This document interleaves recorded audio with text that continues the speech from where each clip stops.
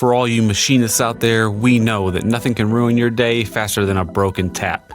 You're probably on about the last operation for the part you're making, and snap, that dreaded sound of the tap breaking.